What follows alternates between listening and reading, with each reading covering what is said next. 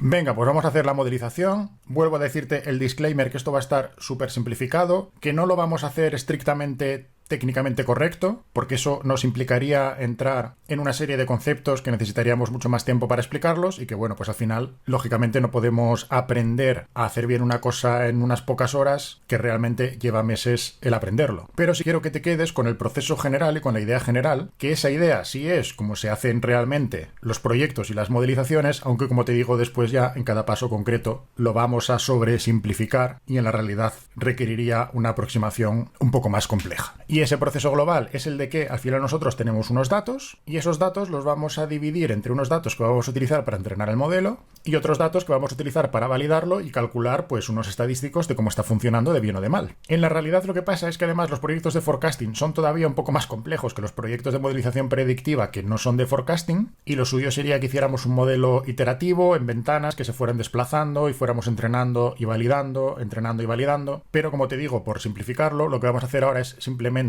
de los 4 años que tenemos vamos a coger 3 para entrenar, de 2021 a 2023, y vamos a coger 2024 para validar. No es el enfoque técnicamente mejor, pero nos sirve para entender el concepto dentro de lo que es el objetivo de esta experiencia de que veas cómo se utiliza IA para hacer data science. Así que voy a pedírselo a la gente, voy a decirle divide df en train df, que esto va a ser nuestro fichero de entrenamiento, con los años de 2021 a 2023 y validation df con el 2024. Muéstrame cuántos registros hay en cada conjunto.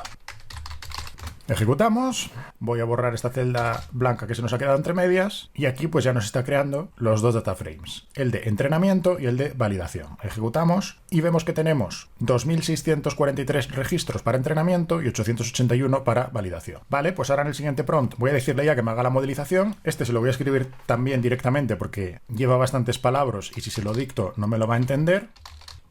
Vale, pues ya lo tengo escrito. Entrena un Hist Gradient Boosting Regressor. Esto es el algoritmo concreto que vamos a utilizar, que es como una versión de scikit-learn del algoritmo que se llama XGBoost, uno de los más utilizados en la realidad, con parámetros conservadores para evitar el overfitting, es decir, el sobreajuste. Y aquí pues le doy simplemente una serie de recomendaciones para los parámetros.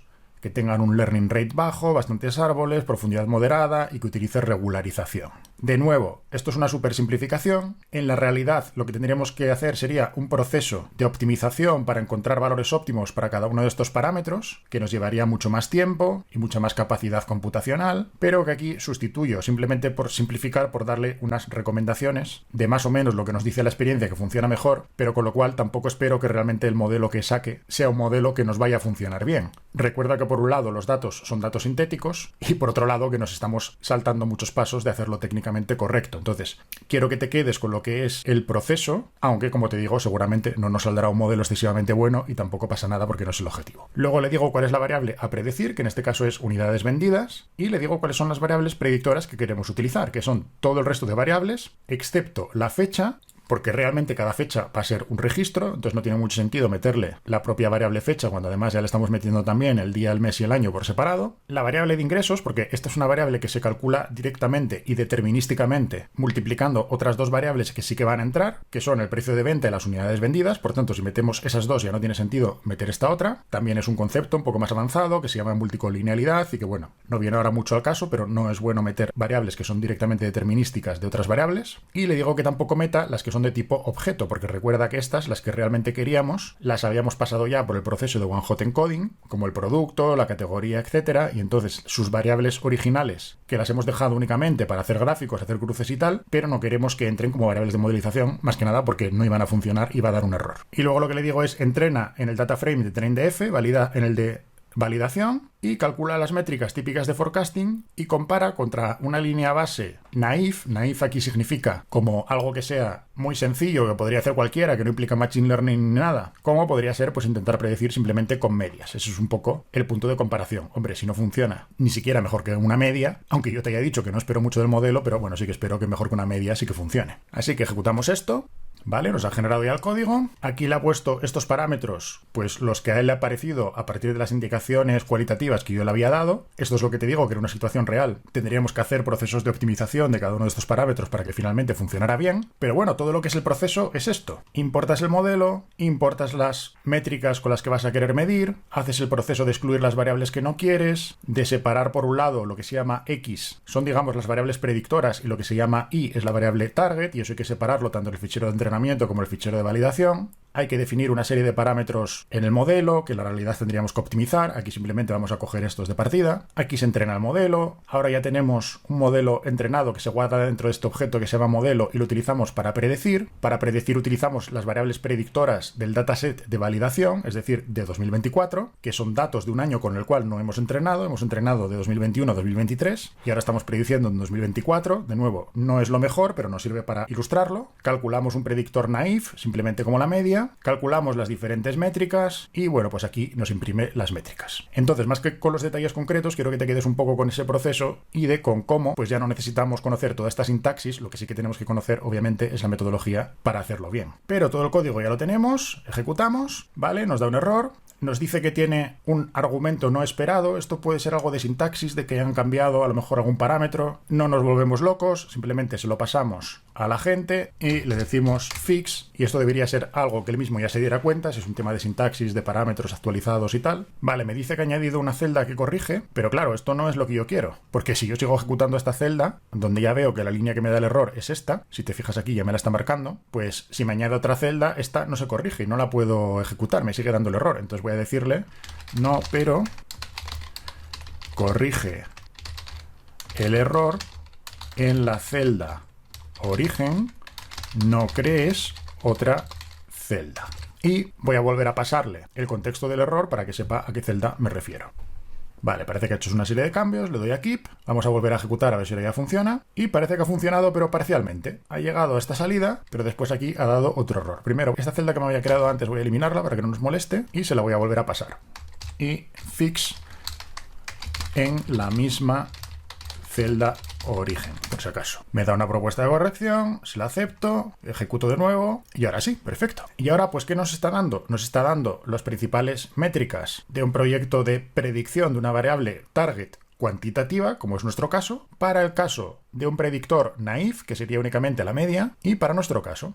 Recordemos en este caso que estas tres medidas son medidas de error y por tanto digamos que cuanto menor sea el número es menor, porque significa que el error está siendo menor, mientras que el R cuadrado no es una medida de error, sino que es una medida de capacidad explicativa y en este caso cuanto mayor sea mejor. Entonces, ¿qué vemos si comparamos cada métrica con su equivalente del otro modelo? Pues que si nos cogemos el naif, tenemos un MAE de 3,33, mientras que el modelo tiene 0,85. Pues muy bien, porque el modelo está teniendo un error medio bastante inferior al error medio de simplemente predecir utilizando la media, que tampoco es tan descabellado, porque muchas veces cuando se hace forecasting en las empresas de forma manual, lo que se hacen en el fondo son medias. Entonces vemos que, bueno, sin ser seguramente un modelo demasiado bueno, pues si es un modelo que está funcionando, pues mejor que la media. Si comparamos el resto de ratios, pues también. Entonces con esto vemos pues una medida estadística de cómo puede funcionar el modelo, pero tampoco nos da mucho tacto desde negocio de si funciona bien, si funciona mal. ¿Cómo podríamos verlo mejor en algo que todo el mundo entendiese? Pues por ejemplo lo que podríamos hacer es crear un gráfico donde superpongamos la predicción que el modelo está haciendo para cada uno de los datos de noviembre con la realidad de las ventas que se han tenido en esos datos, porque recordemos que nuestro fichero de validación es 2024 y 2024 ya se terminó y tenemos el histórico, o sea que podemos ver cuál es la predicción que hubiéramos hecho y podemos contrastarla contra la realidad de lo que finalmente pasó.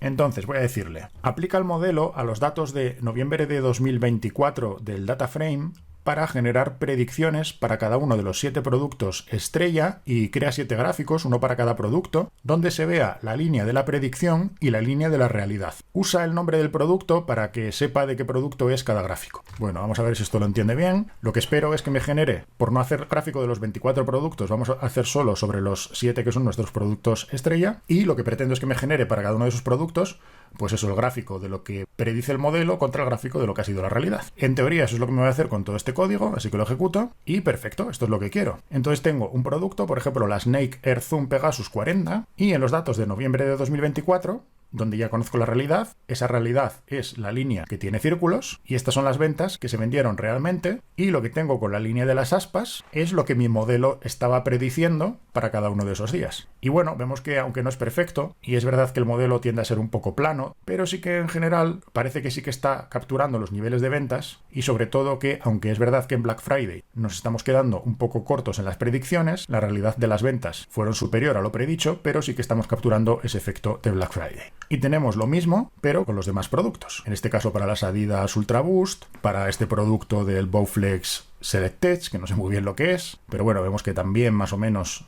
estamos captando las pautas. Y aquí también otra sobresimplificación que estamos haciendo es que estamos metiendo el producto como una variable predictora más. Y esto no es que sea incorrecto, pero normalmente funciona mejor, lógicamente, si tú tienes tiempo para desarrollar un modelo por producto, o a lo mejor si tienes muchos productos, pero desarrollar un modelo por subcategoría o algo así. Y eso en muchos casos pues funciona mejor que no lo que estamos haciendo nosotros, que es meter la variable de producto a lo bruto dentro del modelo, con lo cual eso, que es muy importante porque en el fondo cada producto se puede comportar de una manera diferente, lo estamos confundiendo al meterlo con el resto de las variables. Digamos que difundimos o hacemos más difuso su efecto junto con el resto de las otras variables. Pero obviamente aquí no tiene sentido ponernos a hacer tantos modelos ni hacer estructuras complicadas de programación para hacerlos programáticamente, sino que prefiero centrarme, como te digo, en que te quedes con las grandes ideas. Y a partir de aquí, pues podríamos hacer todos los análisis que se nos ocurrieran. Por ejemplo, vamos a hacer unos cuantos que nos ayuden a entender un poco cómo se está comportando nuestro modelo. Por ejemplo, ¿comete el mismo error en todos los productos o hay algunos productos que prediga mejor y otros peor? Calcula el MAE para cada uno de los productos estrella, ¿vale? Ejecutamos el código y aquí vemos que efectivamente el grado de error no es igual entre todos los productos. Por ejemplo, en la Snake Air Zoom Pegasus 40, el error medio es muy superior al error medio de otros productos, como el Bowflex Selects o el Domios. Habría que tener en cuenta también la escala de las ventas, porque si resulta que estas zapatillas Nike se venden, digamos, en una escala de las decenas, mientras que esto, que no sé exactamente qué es, se vende en escala de unidades, pues claro, estaríamos comparando un poco peras con manzanas. Podríamos utilizar alguna métrica porcentual, pero bueno, de nuevo, no es el objetivo. El objetivo es, oye, pensando desde negocio, ¿tendría sentido que cuando nosotros hagamos un modelo, después calculemos si esa capacidad predictiva del modelo es igual o no para todos los productos? Bueno, pues es una cosa que tendría mucho sentido, ¿no? Que obviamente tendríamos que afinarla, pero que es un análisis que ya estamos aquí dejando representado. Otra cosa que yo analizaría, teniendo en cuenta que al final, en estos modelos recursivos, nosotros predecimos con datos reales el primer dato, en este caso el 1 de noviembre, pero después para hacer la predicción del 2 de noviembre ya utilizamos el dato predicho del 1 de noviembre, y para hacer la del 3 utilizamos el dato predicho del 2 que se basa en el dato predicho del 1, pues eso lo que significa es que cada vez vas acumulando más error. Conforme más adelante vas prediciendo, vas acumulando más error. Es un poco lo mismo que pasa con la predicción del tiempo, ¿no? Conocemos con bastante fiabilidad si mañana va a llover o no, pero resulta muy difícil saber si dentro de 15 días va a llover o no. Entonces, un análisis que yo haría aquí es ver cómo degrada el error a lo largo del tiempo y ver si, en el caso de que yo esté prediciendo el 31 de octubre para los próximos 30 días, pues ver si los primeros días de noviembre tienen más fiabilidad que las predicciones ya de los últimos días de noviembre. Analiza cómo degrada el error a lo largo de noviembre de 2024.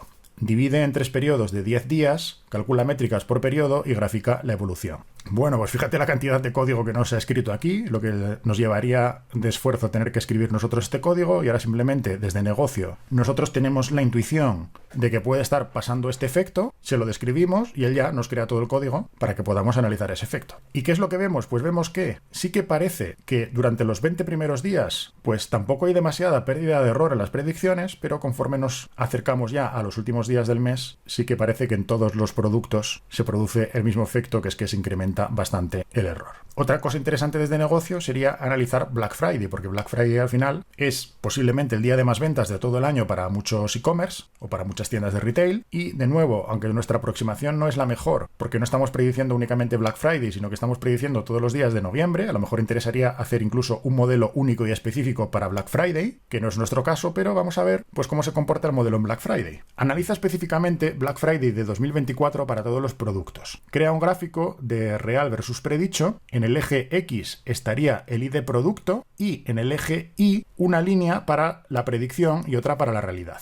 Así que bueno, vamos a ver si más o menos, aunque de nuevo no estaría técnicamente bien construido si lo que nos interesa es específicamente Black Friday, pero si por lo menos tenemos una aproximación. Vamos a ejecutar. Vale, perfecto. Y aquí lo que tenemos es un gráfico donde tenemos posicionados todos los productos, y para cada uno de los productos nos da el dato de cuál ha sido la predicción de nuestro modelo y nos da el dato también de cuál ha sido la realidad. Y pues en general parece que tampoco se comporta tan mal. Sí que es verdad que, como decíamos, parece que infravalora un poco el efecto de Black Friday, porque en casi todos los productos el dato predicho siempre se queda por debajo del dato real. De nuevo, es un modelo muy mal construido, muy rápido y sin optimizar y sin nada, pero aún así, pues oye, ni tan mal. Y sí que parece que las dos líneas pues van un poco paralelas, y en aquellos productos en los que las ventas son mayores, las predicciones también han sido mayores. En este otro, por ejemplo, el producto 21 también, que las ventas reales son más altas que en el resto de los productos, y el modelo también le ha predicho más ventas a este producto en concreto que al resto de los productos. Entonces, bueno, pues ni tan mal. Y así pues podríamos estar analizando desde negocio ya todo aquello que para nosotros fuera importante. De nuevo, el concepto aquí es, tú desde negocio sabes lo que quieres analizar, no tienes por qué conocer al 100% cómo escribir el código, sí deberías conocer cómo hacer machine learning, metodologías, cómo tienes que modelizar, cómo tienes que interpretar, etcétera, etcétera. Pero sabiendo esas dos cosas, lo que quieres desde negocio y fundamentos sólidos de data science y machine learning, lo que te ayuda un montonazo la IA es